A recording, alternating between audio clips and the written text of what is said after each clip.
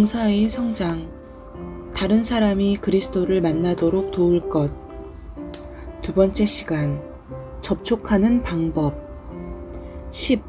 마태복음 9장 10절로 12절에서 예수님께서는 제자들을 데리고 어떤 종류의 사람들에게 전도하러 가셨습니까? 예수께서 마태의 집에서 앉아 음식을 잡수실 때 많은 세리와 죄인들이 와서 예수와 그의 제자들과 함께 앉았더니 바리새인들이 보고 그의 제자들에게 이르되 어찌하여 너희 선생은 세리와 죄인들과 함께 잡수시느냐? 예수께서 들으시고 이르시되 건강한 자에게는 의사가 쓸데없고 병든 자에게라야 쓸데 있느니라. 예수께서는 세리와 죄인과 함께 있었습니다. 주님을 필요로 하는 그들을 접촉하기 위해서 예수님께서 사용하신 한 가지 방법은 무엇이었습니까? 함께 식사하셨습니다. 11. 예수님께서는 우리와 세상과의 관계가 어떻게 되도록 기도하셨습니까?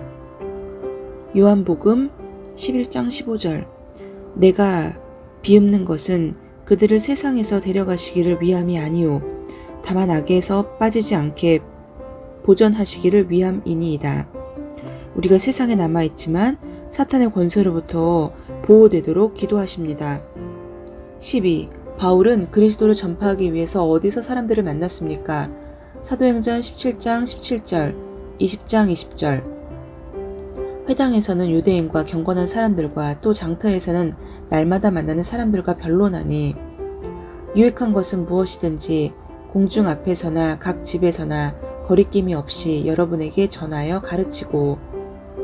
회당, 장터, 공중 앞, 각 집, 어디든 거리낌 없이 만났습니다.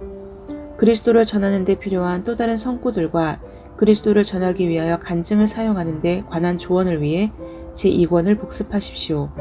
당신의 간증을 복습하고 다시 써보고 그것을 나눌 기회를 주시도록 기도하십시오. 말씀을 사용할 것. 13. 하나님의 말씀은 무엇을 할 수 있습니까? 히브리서 4장 12절. 하나님의 말씀은 살아있고 활력이 있어 좌우의 날선 어떤 검보다도 예리하여 혼과 영과 및 관절과 골수를 찔러 쪼개기까지 하며 또 마음의 생각과 뜻을 판단하나니. 하나님의 말씀은 살아있고 우리의 혼과 영과 관절 골수를 찔러 쪼개기까지 하며 마음의 생각과 뜻을 판단할 수 있습니다.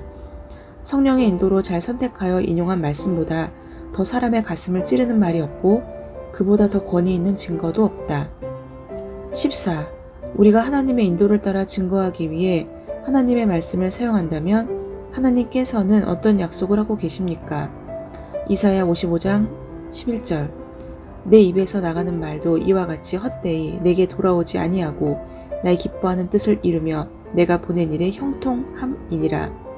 우리를 형통하게 하신다고 약속하십니다. 15.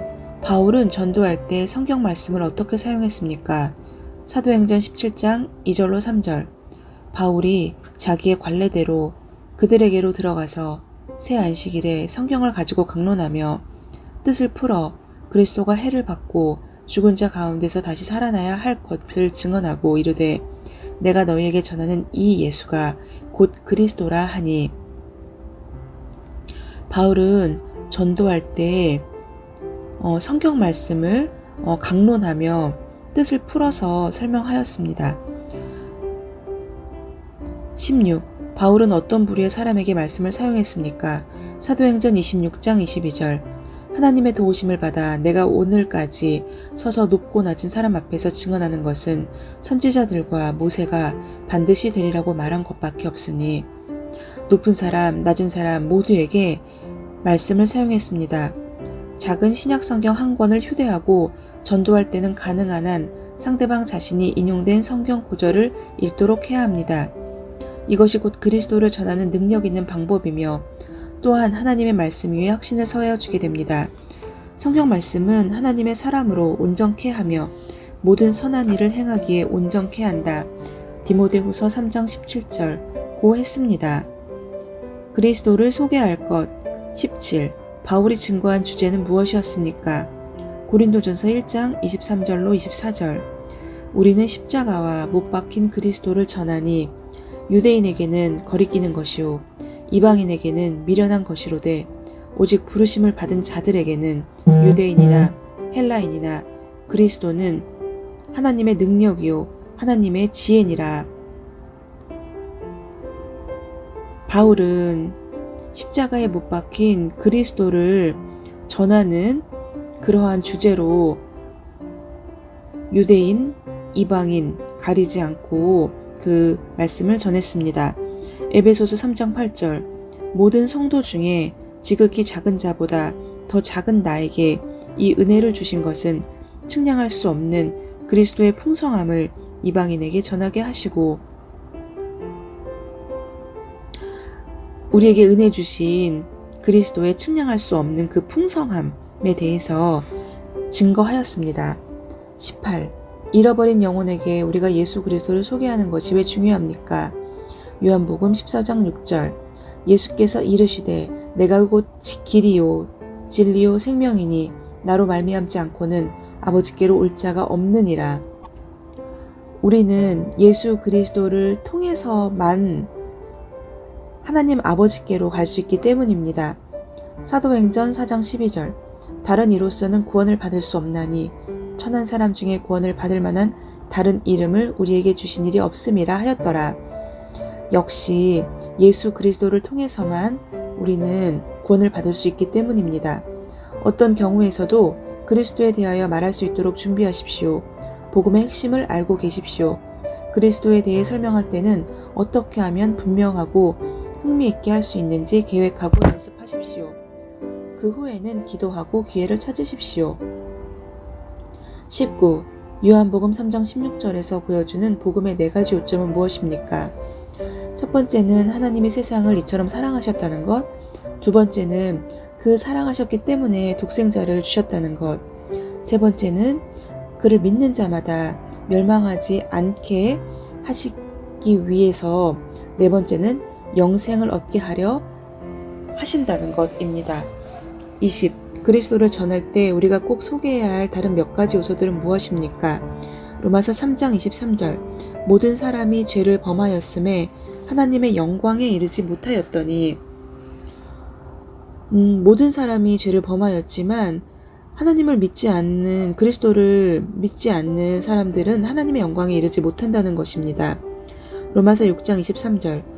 죄의 삭은 사망이요 하나님의 은사는 그리스도 예수 우리 주 안에 있는 영생이니라. 우리는 하나님의 은사를 통해서 영생을 얻게 된다는 것입니다.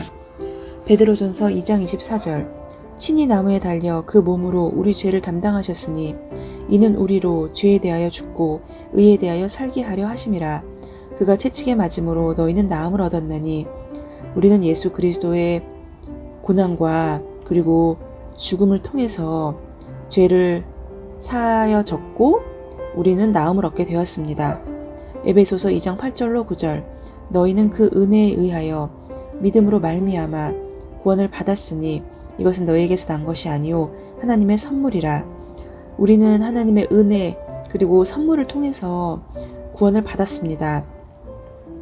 요한계시록 3장 20절. 볼지어다 내가 문 밖에 서서 두드리노니 누구든지 내 음성을 듣고 문을 열면 내가 그에게로 들어가 그와 더불어 먹고 그는 나와 더불어 먹으리라. 문 밖에 서 계신 예수님을 영접하기만 한다면 우리는 그와 함께 영생을 누릴 수 있습니다. 요한일서 5장 11절로 13절. 또 증거는 이것이니 하나님이 우리에게 영생을 주신 것과 이 생명이 그의 아들 안에 있는 그것이니라. 아들이 있는 자에게는 생명이 있고 하나님의 아들이 없는 자에게는 생명이 없느니라. 내가 하나님의 아들의 이름을 믿는 너희에게 이것을 쓰는 것은 너희로 하여금 너희에게 영생이 있음을 알게 하려 함이라. 결국 하나님의 아들 예수 그리스도를 믿는다면 우리는 영생을 얻게 됩니다. 복음을 전한 후에 그 사람으로 하여금 주님을 영접하도록 마음문을 열게 하는데 다음과 같은 질문을 하면 도움이 됩니다. 당신은 지금 예수 그리스도를 당신의 구주로 모시기를 원하십니까? 만일 그가 그렇게 하려고 한다면 예수님을 그의 생애 가운데 구주와 주님으로 모시도록 그에게 기도하라고 요구해야 합니다. 제1권의 마지막 두 개의 질문은 사람으로 하여금 그리스도를 믿고자 결심하게 하는데 도움을 주는 좋은 본보기입니다. 제1권 3과의 나머지 부분에서도 역시 구원에 관한 성경 말씀을 더 보여주고 있습니다. 21. 구원받는 방법을 사람들에게 말하는 데 있어서 바울이 강조한 것이 무엇이었습니까? 사도행전 16장 31절 이르되 주 예수를 믿으라 그리하면 너와 내 집이 구원을 받으리라 하고 주 예수를 믿는 것입니다. 22. 누가 하나님의 용서하심을 받습니까? 사도행전 10장 43절 그에 대하여 모든 선지자들도 증언하되 그를 믿는 사람들이 다 그의 이름을 힘입어 죄 사함을 받는다 하였느니라. 하나님을 믿는 그리스도를 믿는 사람들은 그의 이름을 힘입어서 죄 사함을 받는 것입니다. 23. 복음을 명확하게 설명한 후에 그리스도의 선물과 성령의 역사하심에 대해 반응을 보이는 데서 그의 할 바를 보여주어 결단하게 하는 행동 구절을 사용하는 것은 참 좋습니다. 다음의 행동 구절들 중에서 당신은 어느 구절을 가장 좋아하며 왜 좋아합니까? 4개의 성경 구절이 있는데 첫 번째는 요한계시록 3장 20절 볼지어다 내가 문 밖에 서서 두드리노니 누구든지 내 음성을 듣고 문을 열면 내가 그에게로 들어가 그와 더불어 먹고 그는 나와 더불어 먹으리라.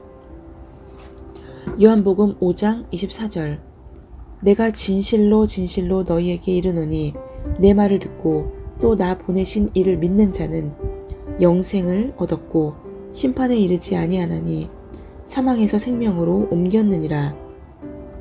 요한복음 1장 12절 영접하는 자 곧 그 이름을 믿는 자들에게는 하나님의 자녀가 되는 권세를 주셨으니. 요한복음 3장 16절 하나님의 세상을 이처럼 사랑하사 독생자를 주셨으니 이는 그를 믿는 자마다 멸망하지 않고 영생을 얻게 하려 하심이라.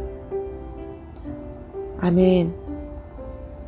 사실 이 4구절 중 모두 굉장히 좋은 구절인데 요한계시록 3장 20절과 요한복음 3장 16절이 더 좋은 그런 어떤 기분이 듭니다.